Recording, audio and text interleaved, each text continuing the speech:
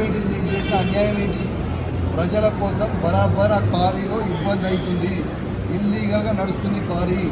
అది రేవంత్ రెడ్డి బేనామీ, సీతక్క బేనామీ, కడియం శ్రీహరి బేనామీ, ఎమ్మెల్యే నాగరాజ్ బేనామీ.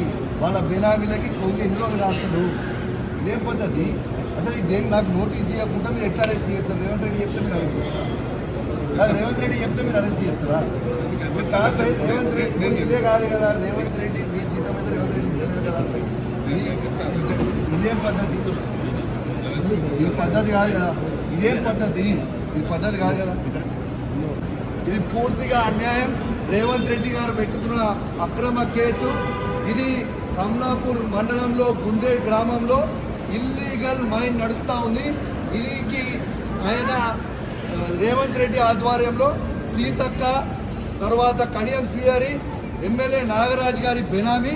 ఖచ్చితంగా నిలదీస్తాం, ఖచ్చితంగా అడుగుతూనే ఉంటాం, ఊరుకునే ప్రసక్తే లేదు. మీరు చేస్తున్న అన్యాయం. ఇల్లీగల్ మైనింగ్ నడుస్తుంది అక్కడ, కేవలం 2.5 హెక్టర్స్ మాత్రమే ఉంటే ఇలా ఆడ ఇల్లీగల్ మైనింగ్ 20 ఎకరాలలో చేస్తూ ఉన్నారు. గుండేడ్ గ్రామ ప్రజలందరికీ కూడా చాలా ఇబ్బంది అవుతూ ఉంది. గుండేడ్ గ్రామ ప్రజలు మొత్తం కూడా ఇబ్బంది పడుతూ ఉన్నారని చెప్పి కూడా ఈ సందర్భంగా తెలియజేస్తా ఉన్నాను. ఆ ప్రజలు ఇలా హెల్మెట్లు పెట్టుకొని మరి చేసే పరిస్థితిగా ఉంది. ఇలా ప్రజలందరూ కూడా గమనించాలి.